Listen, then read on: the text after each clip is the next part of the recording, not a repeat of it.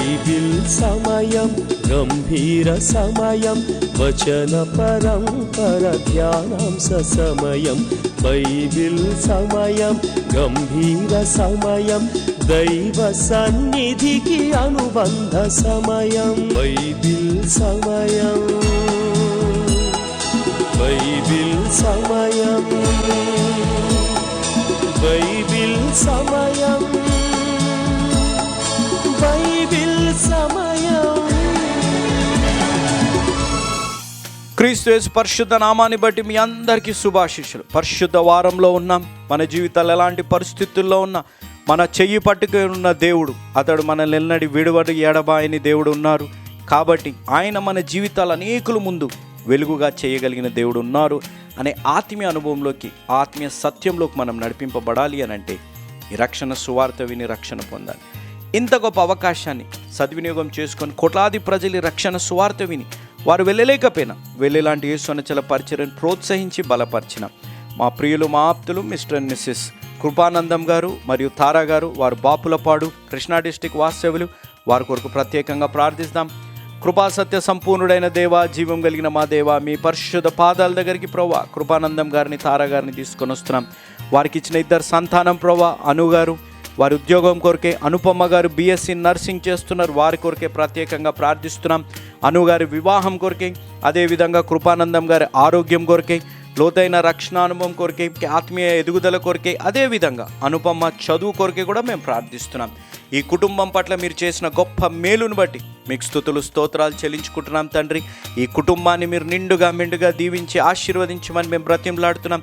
ఈ కుటుంబంలో ఉన్న ప్రతి హృదయవాంఛను నెరవేర్చండి తండ్రి. అవును ప్రభువా, ఈ కుటుంబం మీ ద్వారా ప్రేరేపింపబడి చేసిన సహాయాన్ని బట్టి ఈరోజు వారి జీవితాలలో ప్రభువా దేవుడు చెయ్యి వదలని దేవుడు ఉన్నారు అనే ఆత్మీయ అనుభవంలోకి నడిపించే అవకాశాన్ని అనుగ్రహించినందుకు ఈ కుటుంబాన్ని బట్టి మీకు స్తుతులు చెల్లించుకుంటూ, ఈ కుటుంబానికి ఈరోజు వాక్యం వింటున్న ప్రతి బిడ్డకి, ఈరోజు వాక్యం విని రక్షణ తీర్మానం తీసుకోబోతున్న బిడ్డలకి మీ ద్వారా ప్రేరేపింపబడి ఇస్తున్న వాగ్దానము, ఆజ్ఞ, సూక్తి తండ్రి.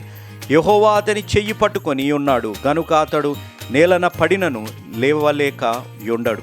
కీర్తనల గ్రంథం 37వ అధ్యాయం 24వ వచనం. ఆజ్ఞ వారి ఎదుట మీ వెలుగు. మత్తయి సువార్త 5వ అధ్యాయం 16వ వచనం. సూక్తి మానవ హృదయం క్రీస్తు నివసించడానికి తగినంత పెద్దది, మనిషి అతనికి స్థలం ఇస్తే చాలు.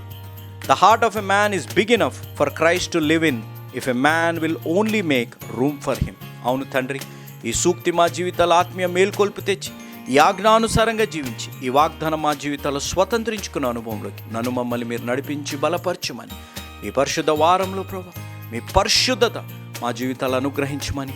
ప్రభువా మీరు మా చేయి పట్టుకున్నారు, మేము పడిపోయినా లేగలేని వారము కాదు, ఎందుకంటే మమ్మల్ని లేపే దేవుడు మీరు ఉన్నారని ఆత్మీయ అనుభవంలో ప్రతి బిడ్డని, ప్రాముఖ్యంగా ఈ వాక్యం విని రక్షణ తీర్మానం తీసుకోబోతున్న బిడ్డలకి, ఈ వాక్యం వింటున్న ప్రతి బిడ్డకి, ఈ కుటుంబానికి కృపానందం గారు, తారా గారు, వారిద్దరు బిడ్డలు అను గారు, అనుపమ్మ గారి జీవితాల్లో నెరవేర్చి దీవించమని యేసు నామమున అడిగి వేడుకుంటున్నాము తండ్రి, ఆమెన్. Praise the lord. ప్రతి క్షణము ఆయన కృపని గ్రహించి రెండు చేతులు జోడించి ఆయన స్తుతించాలి, ఆరాధించాలి. ప్రతి సమయంలో ఆయనకు రుణపడి జీవించాలి అని నేను మనవి చేస్తూ ఉన్నాను. బిడ్డలారా, మీ కొరకు మేము ప్రార్థన చేస్తున్నాం. ఒక స్థాయి నుంచి ఇంకొక ఉన్నతమైన స్థాయిలోనికి దేవుడు మిమ్మల్ని ఎదిగింప చేయాలని ప్రార్థన చేస్తున్నాం. ప్రార్థనలో నాతో ఏకీభవించండి. మమ్మల్ని మికిలిగా ప్రేమించిన మా ప్రియ పరలోకపు తండ్రి, వందనాలు, స్తోత్రాలు నాయనా. నీ కుమారుడు మా రక్షకుడు యేసు ప్రభువు వారి నామ పేరిట మీ పాద సన్నిధికి వస్తున్నాం. అనారోగ్యంగా ఉండి కూడా టీవీ దగ్గరకు వచ్చి ఎంతమంది ఈ వాక్య పరిచర్యలో పాల్గొంటున్నారో వారందరినీ నిండారుగా దీవించండి. మీ యొక్క ప్రేమగల హస్తం చేత తీర్చి మీరే మహిమ పొందమని యేసు ప్రభువు వారి ఉన్నతమైన నామమున స్తోత్రం చెల్లించి వేడుకున్నాము తండ్రి, ఆమేన్. యేసు ప్రభువు వారు సిలువలో బాధలు అనుభవిస్తున్నారు. బాధలు అనుభవిస్తూ కూడా తనను కన్న తల్లిని మరువలేదు అనే మాట మనందరికీ ఇది ఒక గుణపాఠం. నీకు జన్మనిచ్చిన తల్లి, నీ తల్లిని ఎన్నడూ మరువద్దు, నీ తండ్రిని ఎన్నడూ మరువద్దు. దేవుడు నిన్ను ఒక స్థాయికి తీసుకుని వచ్చిన తదుపరి ఇంకా అసలు మరవకూడదు. ఎందుచేత ఈ మాట చెప్తున్నాను అనగా, సాంఘికంగా లోకంలో ఒక స్థాయికి వచ్చిన బిడ్డలు తమ తల్లిదండ్రులను మర్చిపోతున్నారు అని వింటున్నప్పుడు హృదయం చాలా పరితపిస్తోంది. కాబట్టి నా ప్రియ బిడ్డలారా, తల్లిని తండ్రిని గౌరవించుమని ప్రభు పేరిట నేను మనవి చేస్తున్నాను. తెలుగు బైబిల్లో అమ్మ అని తర్జుమా చేయబడింది. ఇంగ్లీష్ బైబిల్లో విమెన్ అని వ్రాయబడి ఉంది. కాబట్టి దయచేసి ఈ విషయాన్ని మనము ఆలోచించాలి. ఏమిటి అనగా, అమ్మ అని పిలవడంలో ఉన్న ఆ గొప్ప సంగతులు మనం ధ్యానం చేస్తూ వచ్చాం. విమెన్ అని రాయబడిందని చెప్పాను కదా, అంటే ఓ స్త్రీ అని సంబోధించినట్లుగా ఉంది. ఈ విధంగా సంబోధించినంత మాత్రాన ప్రభు తన తల్లిని తక్కువగా అర్థం చేసుకున్నాడు అని భావించకూడదు. ఓ ఉమన్, ఓ స్త్రీ అనడంలో ఉద్దేశం ఏమిటి అనగా, వ్యక్తి యొక్క పూజ మంచిది కాదు అనే విషయాన్ని లోకానికి వెల్లడిపరచడానికి ఈ పదం వాడబడింది అనే సత్యాన్ని జ్ఞాపకం చేసుకోవాలి. ఈ రీతిగా వాడబడినప్పటికీ కూడా లోకరక్షకుడైన యేసు ప్రభువారిని పూజించడం మానివేసి యేసు ప్రభువారిని లోకానికి అందించిన తల్లిని పూజించడం ఇది కొంచెం బాధకరంగా అనిపిస్తుంది. మరియమ్మ గారిని గౌరవించాలి.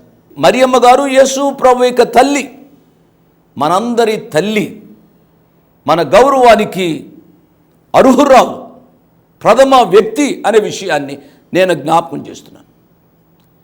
యేసు ప్రభువారిని పూజించాలి, ఎక్కువైన రీతిగా మరియ తల్లిని గౌరవించాలి. పిల్లల ఒక సత్యాన్ని అర్థం చేసుకుందాం. యేసు ప్రభువారితో స్త్రీలు ఉన్నారు. స్త్రీ హృదయం ఎంతైనా మంచి హృదయం. స్త్రీ ఈ లోకానికి యేసు ప్రభువారిని రక్షకుని అందించిన మహాతల్లి. ఆ స్త్రీ చాలా శ్రేష్ఠురాలు అనే విషయాన్ని దేవుని యొక్క వాక్యం సెలవిస్తోంది. శిష్యులందరూ విడిచిపెట్టేశారు. ఎన్నో గొప్పలు చెప్పారు. ఎవరు విడిచిపెట్టినా నేను విడిచిపెట్టను, నీ కొరకు ప్రాణం ఇవ్వవలసి వచ్చినా నేను ప్రాణం ఇస్తాను అని ప్రగల్భాలు పలికిన వారే విడిచిపెట్టారు. ప్రియులరా, ఆ యేసు ప్రభు వారిని చిట్ట చివరి వరకు స్త్రీలు వెంబడించారు. ఆ స్త్రీలతో పాటుగా ఒకే ఒక వ్యక్తి ప్రభు వారిని వెంబడించారు. ఆయన పేరు యోహాను. ఎంత ధన్యుడండి! అందుచేతనే ప్రకటన గ్రంథం యొక్క మర్మం ఆ వ్యక్తికి తెలియపరచబడింది. కాబట్టి ఆ మరియ తల్లి ఆ శిలువ క్రింద ఉంది. ఆమె హృదయంలో వృద్ధుడైన సిమెయోను గారు చెప్పిన మాటలు వెళుతూ ఉండి ఉంటాయి. ఎంతో బాధతో హృదయం నిండి ఉంటుంది. అటువంటి పరిస్థితుల్లో యేసు ప్రభువారు ఆమెతో మాట్లాడారు. ఆమెతో మాట్లాడటం మాత్రమే కాదు, తన బాగోగులను చూచుకోవడానికి ఆ బాధ్యతను తన శిష్యుడైన యోహాను గారికి అప్పగించినట్లుగా దేవుని యొక్క వాక్యంలో చూస్తూ ఉన్నాం. చాలా గొప్ప సంగతి. ఆ బాధ్యతను యోహాను భక్తుడు స్వీకరించాడు, దానిని నెరవేర్చాడు. ప్రియులరా, దేవుని నామానికి స్తోత్రం. యేసు ప్రభువారు ఏ బాధ్యత నీకు అప్పగిస్తారో ఆ బాధ్యతలో అతిశయించక, ఆ బాధ్యతలో దీనుడవై దీనురాలవై ప్రభు మహిమ కొరకు జీవించాలి అని నేను మనవి చేస్తున్నాను. యేసు ప్రభువారు సిలువలో పలికిన 4వ మాటలోనికి నేను వస్తున్నాను. ఏ వర్డ్ ఆఫ్ యాంగ్విష్. యేసు ప్రభువారి యొక్క ఆక్రందన చాలా ప్రాముఖ్యమైన మాట. ఈ మాట ప్రియులరా, మత్తయి సువార్త 27వ అధ్యాయము 46వ వచనం. నా దేవా నా దేవా నన్నెందుకు చెయ్యి విడిచితివి కదూ. ఇంచుమించు 3 గంటలప్పుడు యేసు ఏలీ ఏలీ లామా సబక్తాని అని బిగ్గరగా కేకవేసెను. ఆ మాటకు నా దేవా నా దేవా నన్నెందుకు చెయ్యి విడిచితివి అని అర్థం. ఈ మాట చదువుతూ ఉన్నప్పుడు మన మనసులు వెంటనే కీర్తనాకారుడు వ్రాసిన 22వ కీర్తన మీదకు వెళ్తాయి కదూ. నా దేవా నా దేవా, నీవు నన్నేల విడనాడితివి, నన్ను రక్షింపక నా ఆర్ధధ్వని వినక నీ వేళ దూరముగా ఉన్నావు. 22వ కీర్తనలోనే యేసు ప్రభువారు సిలువలో పలికిన 4వ మాట చెప్పబడింది. ఈ సత్యాన్ని మీరు అర్థం చేసుకోవాలి. 22వ కీర్తన, 23వ కీర్తన, 24వ కీర్తన ఒక్కసారి కొద్దిసేపు నేను మీకు మనవి చేయాలని ఆశపడుతున్నాను. 22వ కీర్తన కల్వరి కొండపై పలికిన మాట, నా దేవా నా దేవా నీవు నన్ను ఏల విడనాడుతివి, కల్వరి కొండ. 24వ కీర్తన మహిమగల రాజు ప్రవేశించినట్లు పురాతనమైన తలుపులారా మిమ్మును లేవనెత్తుకొనిడి. మహిమగల ఈ రాజు ఎవడు? సైన్యములకు అధిపతికు యెహోవాయే, ఆయనే ఈ మహిమగల రాజు అనగా ఆ ప్రియ ప్రభు రాకడను జ్ఞాపకం చేస్తుంది. 22వ కీర్తన రక్షణను జ్ఞాపకం చేస్తుంది, రక్షణ కొండ కల్వరి కొండ. 24వ కీర్తన రాకడను జ్ఞాపకం చేస్తుంది, సియోను కొండ. ప్రియులరా, 22వ కీర్తన ఒక కొండ, 24వ కీర్తన ఇంకొక కొండ. ఈ రెండు కొండల మధ్య గాఢాంధకారపు లోయ. మీరు విన్నారు కదా, నా దేవా నా దేవా నీవు నన్ను ఎందుకు చేయి విడిచితివి? ఎవరు చేయి విడిచిపెట్టారు? సర్వశక్తిమంతుడైన దేవుడు, తన నోటి మాట చేత సర్వాన్ని సృజించిన దేవుడు, ఆది సంభూతుడు. ప్రియులరా, తండ్రి అని సంబోధించిన ఆ ప్రియ కుమారుడు ఈ సమయానికి వచ్చేటప్పటికి నా దేవా నా దేవా అంటున్నాడు. ఈ సత్యాన్ని మనం గమనించాలి అని ప్రభు పేరిట నేను జ్ఞాపకం చేస్తున్నాను. ప్రియులరా, మనం గమనించాలి. ఆయన 2 చేతులలో మేకులు కొట్టారు, ఆయన కాళ్ళలో మేకులు కొట్టారు, ఆయన శరీరాన్ని దున్నుతూ ఉన్నట్లుగా బాధ పెట్టారు. వీరందరి బాధ ఒక ఎత్తు ప్రభు వారికి. కానీ తండ్రి అని సంబోధించిన ఆ తండ్రి యొక్క ఎడబాటు చాలా తీవ్రంగా ఉన్నట్లుగా గ్రహించాలి అని ప్రభు పేరిట నేను జ్ఞాపకం చేస్తున్నాను. ఈ మాటలు ఆ ప్రభు యొక్క శారీరక, మానసిక, ఆధ్యాత్మిక వేదనలు జ్ఞాపకం చేస్తూ ఉన్నాయి. మేడగదిలో ఆయనతో పాటు చెయ్యి ముంచిన ఇస్కరియోతు యూదా విడిచిపెట్టిన, గెత్సెమనే తోటలో ప్రధానమైన శిష్యులు విడిచిపెట్టిన, ఎవరు విడిచిపెట్టినా నేను నిన్ను విడిచిపెట్టను అని ప్రగల్భాలు పలికిన ప్రధాన శిష్యుడైన పేతురు గారు విడిచిపెట్టిన, ఎంతమంది చేయి విడిచిపెట్టినా యేసు ప్రభు వారు బాధపడలేదు. కానీ సిలువలో తన తండ్రి అయిన దేవుడు తన చెయ్యిని విడిచిపెట్టినప్పుడు బిగ్గరగా కేక వేశారు. యెషయా గ్రంథం 53వ అధ్యాయము 10వ వచనం, అతని నలుగొట్టుటకు యెహోవాకు ఇష్టమాయిను. ప్రియులరా, మన యొక్క జీవితాలలో యేసు ప్రభు వారు సిలువలో నలగగొట్టబడుట ద్వారా మన యొక్క జీవితాలలో ఉన్న ప్రతి పాప వ్యాధి నుంచి మనను ఆయన విమోచించాడు అనే సత్యాన్ని గ్రహించాలని నేను మనవి చేస్తున్నాను. ఈ రాత్రి నీ ప్రియ ప్రభు నిన్ను దరికి చేర్చుకోవాలని ఆయన ఆశపడుతున్నాడు. పాప, నా మాట విను అమ్మా. నీ పాప జీవితం మూలంగా నీ యవ్వన ప్రాయంలో నీవు జీవించిన జీవిత విధానాన్ని బట్టి నీ తండ్రి నిన్ను ద్వేషిస్తూ ఉండవచ్చు, నీ తల్లి నిన్ను ద్వేషిస్తూ ఉండవచ్చు, నీ తోబుట్టువులు నిన్ను ద్వేషిస్తూ ఉండవచ్చు. అరే, ఇటువంటి అమ్మాయి స్నేహం చేయకూడదు అని నీ స్నేహితులు నిన్ను ద్వేషిస్తూ ఉండవచ్చు. ఈ రాత్రి నేను మనవి చేస్తున్నా, ఎవరు ద్వేషించినప్పటికీ కూడా ఆ దేవాతి దేవుడు నీ చేయి పట్టుకోవాలని ఆశపడుతున్నాడు. బాబు, ఈ రాత్రిలో ఇంతవరకు వాక్యాన్ని విన్నావు కదూ, నీ చేతిని ప్రభు చేతికి అప్పగించు. లేక దేవుడనే యెహోవా నీ చేయిని పట్టుకోవడానికి ఆయన చేయి చాపుతూ ఉన్నాడు. నీ చేతిని వెనుకకు తీయవద్దు అని ప్రభు పేరిట నేను మనవి చేస్తున్నా. ఎటువంటి పాపినైనా ప్రేమించి ఆ ప్రియ ప్రభు యొక్క ప్రేమను అర్థం చేసుకుని మన శేషించిన జీవితాలను అంకితం చేసుకుని ఆ ప్రియ ప్రభు కొరకు జీవించుమని ప్రభు పేరిట నేను మనవి చేస్తున్నాను.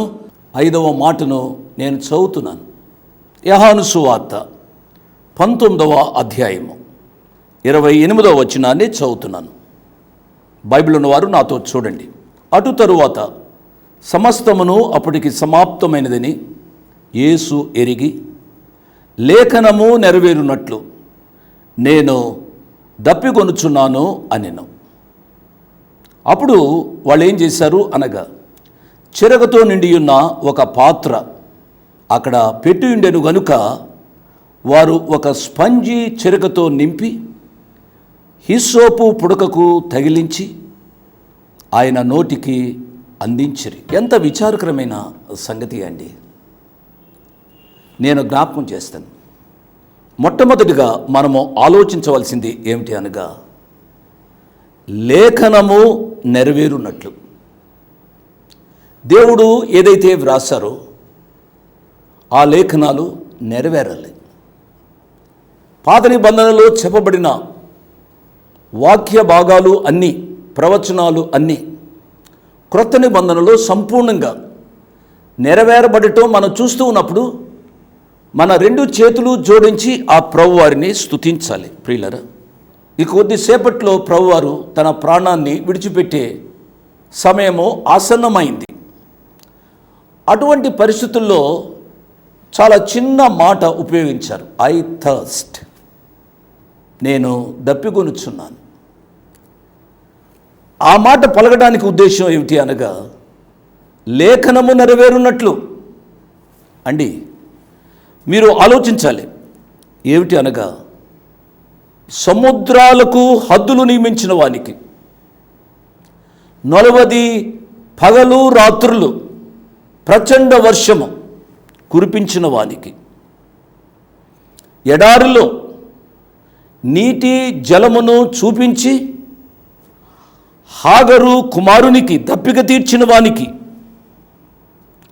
ఇశ్రాయేలుల సణుగు విని మోషే కోరిక మేరకు బండలో నుండి జలాలను రప్పించిన వానికి, మీరు ఆలోచిస్తున్నారు కదూ, అరణ్యములో నదులను పారజేతును అని వాగ్దానం ఇచ్చిన వానికి, నీటి మీద నడిచిన వానికి.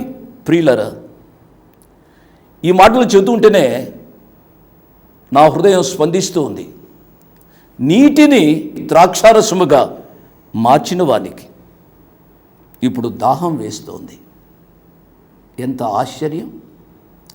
ఆయనకి ఎందుకు దాహం వేస్తుంది? వాక్యం వింటున్న ప్రియ తమ్ముడు, చెల్లి, నీ దాహాన్ని తీర్చడానికి ఆయన సిలువలో దాహంగా ఉన్నాడు. మానవుని యొక్క జీవితంలో 3 రకాలైన దాహాలు ఉండడానికి అవకాశం ఉంది. ఒకటి శారీరక దాహం, రెండవది పాపదాహం, మూడవది ఆధ్యాత్మిక దాహం. శారీరకంగా దాహం అవడానికి అవకాశం ఉంది కదూ. శారీరక దాహము అనగా డబ్బు సంపాదించాలి అనేది కూడా ఒక దాహం. ఈ డబ్బు సంపాదించాలి అనే దాహంతో మానవుడు అనేక పుంతలు తొక్కుతున్నాడు, అనేక పాపము పుంతలు తొక్కుతున్నాడు. ఎంతవరకు మానవుడు వెళ్ళాడు అనగా తన తోటి మానవును కూడా చంపే అనుభవంలోనికి వచ్చాడు. ఎంత విచారకరమైన సంగతి అండి. ఎందుకు ఈ నరహత్యలు జరుగుతున్నాయి అనగా ధనార్జన ఒక కారణం అవుతుంది. పదవీ దాహం కదూ, పదోన్నతి, పదవిని సంపాదించాలి అని లంచాలు కడుతూ లంచాలు ఇస్తూ మానవుడు పదవి కొరకై ఒక స్వార్థమైన దాహాన్ని తీర్చుకుంటున్నాడు. కీర్తి దాహం, ఏ రీతికైనా పేరు సంపాదించాలి. పేరు సంపాదించాలి అనేది నా ప్రియులరా ఈనాడు టీవీ ప్రసంగికుల్లో కూడా వచ్చింది. టీవీలు చెబుతున్నారు అంటే ఎవరో రక్షింపబడాలి అనేది కాదు, ఆయనకంటే నేను బాగా చెప్పాలి, ఇంకొకరికంటే నేను ఎక్కువగా పేరు సంపాదించాలి, డబ్బు సంపాదించాలి అనే కీర్తి దాహం అది ఒక రకమైన దాహం. ఇంకొకటి ఏమిటనగా రాజకీయ దాహం కదూ. ఈనాడు పల్లెటూరులోకి వెళ్ళినా కూడా రాజకీయ వాతావరణం కనపడుతుంది. ఇవన్నీ దాహాలు, మీరు ఆలోచించాలి. ఇంకొకటి వ్యభిచార దాహం. నా మాటలు మీరు వింటున్నారు కదూ. ఈనాడు వ్యభిచారమే ఒక దాహంగా, బుద్ధి లేని పడుచువాడొకడు ఆ జారసందు వీధులలో ఇటు అటు తిరుగుతున్నాడు. ఎందుకురా ఇటు అటు తిరుగుతున్నావు, సాయంకాలం ఇంట్లో ఉండొచ్చు కదూ అని అంటే వాడికి పాప దాహం, వ్యభిచార దాహం. ఈ రీతిగా అనేకములైన దాహాలు చూస్తూ ఉన్నాం. శాంతిని పోగొట్టుకుంటున్నాడు, సమాధానాన్ని పోగొట్టుకుంటున్నాడు. అసూయ, ద్వేషం, కక్ష, పగ, ఈ పాప దాహం వలన, ఈ శారీరక దాహం వలన వస్తుంది అనే సత్యాన్ని మనం అర్థం చేసుకోవాలి. ప్రియులారా, దయచేసి ఆలోచించాలి. ఆధ్యాత్మిక దాహం కూడా ఉంది అనే సత్యాన్ని మనం అర్థం చేసుకోవాలి. ఆధ్యాత్మిక దాహాన్ని తీర్చుకోవడానికి బ్రద్దలై నీళ్లు నిలవని తొట్లను మానవుడు ఆశ్రయిస్తున్నాడు. ఆలోచించవలసింది ఏమిటనగా, జీవజలపు ఊటైన యేసు ప్రభు వారిని ఆశ్రయించాలి. అందుచేతనే దేవుని వాక్యమైన బైబిల్ ఈ రీతిగా చెబుతుంది. యెషయా గ్రంథం 55వ అధ్యాయం 1వ వచనం, దప్పిగొనిన వారులారా నీళ్ళ యొద్దకు రండి, నేను దాహాన్ని తీరుస్తాను. మీరు వింటున్నారు కదూ. బ్రద్దలై నీళ్లు నిలవని తొట్లను ఆశ్రయించడం కాదు, ఏమాత్రం మాట్లాడలేని, చూడలేని, వినలేని వేటినో ఆశ్రయించడం కాదు, అక్కడికి ఇక్కడికి పరుగులెట్టడం కాదు, ఏమేమో ఆత్మను తృప్తిపరచుకుంటూ దాన ధర్మాలు చేయడం కాదు. ప్రియులారా, నీ ఆధ్యాత్మిక దాహం తీర్చబడాలి అనగా యేసు ప్రభు వారి దగ్గరకు రావాలి అని ప్రభు పేరు నేను మనవి చేస్తున్నాను. నా దేవా, నా దేవా, నన్ను ఏల విడనాడుతివి అనే మాటలో తండ్రి ఎడబాటు వలన ఆయన శారీరకంగా అలసిపోయాడు, దాహాన్ని కొన్నాడు అనే విషయాన్ని జ్ఞాపకం చేస్తున్నా. నెంబర్ 3. నెంబర్ 4, యేసు ప్రభు వారు ఆ మాట అనడంలో 4వ సత్యం ఏమిటి అనగా లేఖనములు నెరవేరున్నట్లు. నెంబర్ 5, మానవుని యొక్క అంతరంగ దాహాన్ని తీర్చడానికి యేసు ప్రభు వారు సిలువలో దాహంగా ఉన్నారు అనే సత్యాన్ని మనం అర్థం చేసుకోవాలి. వాక్యం వింటున్నా ప్రియ తమ్ముడు, ప్రియ చెల్లి, ప్రియ యవన బిడ్డలారా, ఏ పాపపు దాహము మీ అంతరంగాన్ని పట్టుకుని పీడిస్తూ ఉందో ఆ అంతరంగ దాహాన్ని తీర్చడానికి యేసు ప్రభు వారు దప్పికొనుచున్నాను అన్నాడు అనే సత్యాన్ని ఈ రాత్రి అర్థం చేసుకున్న వాళ్ళని ప్రభు పేరిట నేను మనవి చేస్తున్నాను. నెంబర్ 6, నాకు దాహం అవుతుంది. అబ్రహామా, అబ్రహామా, ధనవంతుడు కేక వేస్తున్నాడు. నీ రొమ్మున ఆనుకున్న లాజరు యొక్క చిటికిన వ్రేలు నీళ్ళలో ముంచి నా దాహాన్ని తీర్చు అన్నట్టుగా కేక వేశాడు కదూ. యేసు ప్రభు వారు సిలువలో దాహం కొనడానికి ఒక బలమైన కారణం ఏమిటనగా నీ యొక్క నరక బాధను తప్పించడానికి. ధనవంతుడు లాజరు యొక్క వృత్తాంతాన్ని చదివితే మనకి సత్యం అర్థమవుతుంది. లాస్ట్లీ, చివరిగా, మానవుని యొక్క మేలు కొలుపు కొరకు అనగా మన యొక్క ఆధ్యాత్మిక తృష్ణను పురికొల్పడానికి ఆ ప్రియ ప్రభు సిలువలో కేక వేస్తున్నాడు. దయచేసి ఈ సత్యాన్ని అర్థం చేసుకోవాలి. ప్రార్థన చేస్తున్నాను. దయచేసి వీలున్న వారు మోకరించండి. ఇంతవరకు శ్రద్ధతో వాక్యం విన్న మీకు నా హృదయపూర్వక వందనాలు చెల్లిస్తూ ఉన్నాను. యేసు ప్రభు వారు మన పాపదాహాన్ని తీర్చడానికి సిలువలో దాహము అని గొప్ప కేక వేశారు. ఈ మాటను మనం అర్థం చేసుకోవాలి. మారా వంటి మన చేదు బ్రతుకులను మధురంగా చేయడానికి ప్రభువారు ఈ రాత్రి ఇష్టపడుతూ ఉన్నారు. ఆ ప్రియ ప్రభు యొక్క ప్రేమకు ప్రతిగా ఏమి చెల్లించి ఆయన రుణాన్ని తీర్చుకోగలం? ప్రియులరా, ప్రేమతో ఆయన పాద సాన్నిధ్యానికి వచ్చి, ప్రభువా నా బ్రతుకు మారవలే చేదుగా ఉంది నాయనా, నా కొరకై మీరు చేదు చెరకను మీరు పుచ్చుకున్నారు ప్రభువా, మీరు చేదును మీరు త్రాగి నా జీవితాన్ని మాధుర్యంగా చేయడానికి ఇష్టపడినందుకై మీకు స్తోత్రాలు. పాప వంటి నన్ను క్షమించుమని ప్రభు యొక్క పాద సన్నిధికి రమ్మని మనవి చేస్తూ ఉన్నాను. క్షమించి నీ కుమారుడిగా నీ కుమార్తెగా స్వీకరించుమని ప్రార్థన చేయబోతున్నాను. ప్రేమ కలిగిన ప్రియ పరలోకపు తండ్రి, వందనాలు, స్తోత్రాలు నాయనా. ఎంతమంది ఈ సమయంలో మిమ్మలను తమ సొంత రక్షకునిగా అంగీకరించడానికి తీర్మానం చేసుకున్నారు, వారందరినీ మీ కృపాహస్తాలకు అప్పగించుకుంటూ వారి తీర్మానాల్లో తొలగిపోకున్నట్లు మీ సహాయాన్ని కోరుకుంటూ యేసు ప్రభు వారి పుణ్యనామమున స్తుతించి గణపరిచి వేడుకున్నాము తండ్రి. ఆమేన్. Praise the lord. మీ ముందుకు రావడానికి ఒక ప్రాముఖ్యమైన కారణం, మేము ఈ టీవీ పరిచర్యని ఎందుకు ప్రారంభించాం, ప్రాముఖ్యంగా తండ్రి అయిన నాన్నగారు, కీర్తిశేషులైన నాన్నగారు జోష్ అన్నగారు ఎందుకు ప్రారంభించారు అనేది వారి మాటల్లోనే విందాం. ఈ కార్యక్రమాన్ని నిర్వహించడానికి నేను ఎంతో ధైర్యం చేశాను అనే విషయాన్ని జ్ఞాపకం చేస్తున్నాను.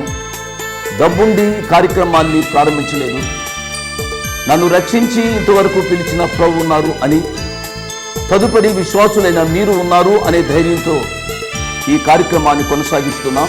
విన్నారు కదా, నాన్నగారు ఏ ధైర్యమైతే వారు చేసి టీవీ కార్యక్రమాలని ప్రారంభించారు, మన రక్షకుడైన యేసు ఉన్నారని, విశ్వాసులైన మీరు ఉన్నారనే ధైర్యంతోనే ఈ టీవీ కార్యక్రమాలని మేము కొనసాగిస్తున్నాం గత సంవత్సరాలుగా. ఇక ముందు కూడా మేము కొనసాగించాలి అని అంటే మీలో విశ్వాసులైన మీరు, ప్రేరేపింపబడ్డ వారు మీరు, వచనం వెంబడి వచ్చిన ధ్యానాలు జోషన్న గారివి, పాయింట్ వైజ్ ధ్యానాలు జాన్ స్పర్జన్ గారివి, హీరోస్ ఆఫ్ ది బైబిల్ అనే సిరీస్ ధ్యానాలు భక్త్ సింగ్ నావి కొనసాగేటట్టు మీరు ప్రేరేపింపబడితే, మీరు సహాయం చేసి మీరు నేరుగా నాతోని మాట్లాడవచ్చు. నాతో మాట్లాడి మాకు సహాయం చేయాలనేది నా మనవి. కాబట్టి మీరందరూ ఏ భారమైతే, సేవా భారమైతే నాన్నగారు గత 40 సంవత్సరాలుగా ముందుకు కొనసాగించారు, ఇప్పుడు యవనస్తులమైన మా అన్నగారు జాన్ స్పర్జన్ గారు మాపై ఉంది. కాబట్టి మీరు కూడా ఏ విధంగా నాన్నగారిని అయితే ప్రోత్సహించారు, నాన్నగారిని ఆదరించారు, మమ్మల్ని కూడా ఆ విధంగానే ప్రోత్సహించి ఆదరిస్తారని నమ్ముచు సెలవు తీసుకుంటున్నాను. దేవుడు మిమ్మల్ని దీవించి ఆశీర్వదించునుగాక. ఆమేన్.